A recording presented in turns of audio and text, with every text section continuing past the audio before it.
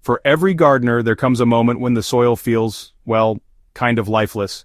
Grass struggles to grow, beds remain compacted, and even the healthiest seeds seem to struggle. But what if the answer to dead soil wasn't buying expensive fertilizers or special amendments, but something sitting right in your kitchen? That's exactly what we explored, burying ordinary kitchen scraps in dead soil and watching the transformation. The results were astonishing, and the process isn't complicated. In this guide, we'll break down exactly how this method works, why it accelerates soil revival, and how you can apply it in your garden, raised beds, or backyard plots. The magic starts with understanding what dead soil really is. Dead soil isn't literally lifeless. It's soil that has lost its microbial balance, depleted of nutrients, and often compacted or chemically unbalanced from years of cultivation or neglect. Without a healthy microbial community, nutrients cannot cycle, water doesn't penetrate properly, and plants fail to thrive. Kitchen scraps, things like vegetable peels, fruit cores, coffee grounds, and even eggshells, act as food for these microbes, essentially kick-starting the soil's revival. When buried, the scraps break down and feed microbes directly at the source, instead of waiting for surface compost to work its way into the soil. This is different from traditional top-layer composting. Here, the decomposition happens inside the soil itself, where roots will directly benefit. By observing this process, we noticed a dramatic color change and textural improvement in just a few weeks, with the soil turning rich and black, alive with microbial activity. How to layer kitchen scraps for maximum effect. The way kitchen scraps are incorporated into dead soil matters as much as what you use. We found that layering in thin, evenly distributed sections rather than dumping everything in one hole ensures faster breakdown. A simple ratio that works well is 3 parts soil to 1 part kitchen scraps. For example, in a raised bed, dig a shallow trench about 6 inches deep, add your scraps, and cover with 3 times that depth of soil. This ensures the microbes have enough food and space to work without creating anaerobic pockets that smell or slow decomposition.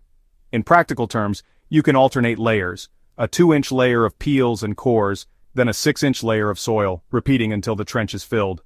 Over time, the soil absorbs nutrients and microorganisms from the scraps, breaking down into a black, crumbly, fertile medium ready for planting.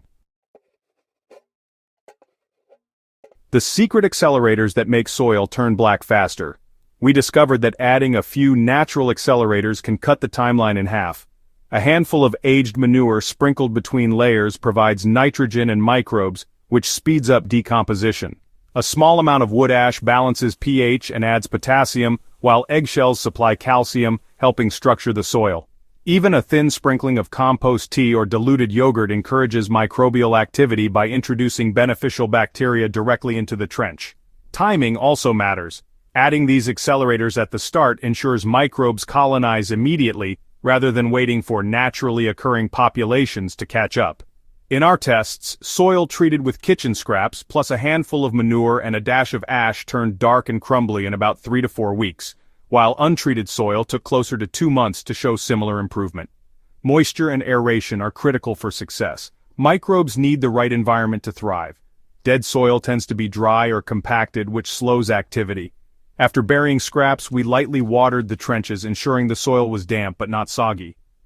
This mimics the wrung-out sponge texture that keeps microbes active. For gardeners working in raised beds, it's important to maintain consistent moisture. A drip irrigation system works perfectly, but a simple watering can suffice. During hot, dry weather, covering the area with straw or a light mulch helps retain moisture, protect microbes, and prevent the soil from drying out too quickly. Aeration is just as important. If your soil is heavy clay, gently mixing the layers with a garden fork while burying scraps helps roots penetrate later and keeps microbial colonies oxygenated. This simple step prevents anaerobic conditions that slow decomposition and create foul smells. How to monitor progress and know when soil is ready. The transformation can be observed in stages. Within the first week, you'll notice the scraps starting to soften. By week 2, soil near the buried scraps begins to darken and crumble more easily. Around week 3 to 4, the soil takes on a deep, uniform black color and a slightly earthy aroma. A practical test is to squeeze a handful of soil. If it forms a loose ball that breaks apart easily, it's alive and fertile. If scraps are still recognizable or the soil smells sour, give it another week and monitor moisture and aeration again. With this method, you're essentially creating a micro-ecosystem inside the soil itself, feeding microbes in situ, rather than relying on external compost layers to work downwards. Applying the method in different garden settings. For backyard gardens, trenches work perfectly in small plots or around perennial beds. For raised beds, burying scraps in alternating soil layers ensures uniform microbial activity. For larger garden plots, you can create long rows or multiple trenches spaced evenly across the field, using the same 3:1 soil-to-scrap ratio. Even container gardeners can use this method in deep pots or grow bags. Chop scraps into smaller pieces for faster breakdown, and remember to maintain moisture consistently. The result is a rich, living soil that can support anything from tomatoes to leafy greens, giving a measurable advantage over untreated or dead soil. Why this method works better than traditional composting. Traditional composting waits for scraps to break down on top of the soil, sometimes taking months before nutrients reach the roots. By burying scraps directly, the microbes act where the plants will grow, speeding up the nutrient cycle. Combined with natural accelerators like manure, ash, or eggshells, and maintaining proper moisture and aeration, this method transforms soil in a fraction of the normal time. In our trials, dead soil treated with buried kitchen scraps developed fertility and structure faster than even fully turned compost piles, making it an ideal solution for gardeners who want quick results without synthetic fertilizers. Reviving dead soil doesn't require fancy tools or chemicals. With kitchen scraps, proper layering, natural accelerators, and attention to moisture and aeration, any gardener can turn lifeless soil into rich, black, fertile earth in weeks. The beauty of this method is its simplicity and adaptability. It works in small backyard plots, raised beds, and larger garden fields alike. If this guide gave you actionable steps to revive your soil faster and more naturally, subscribe to Hydro Haven and share this video with fellow gardeners.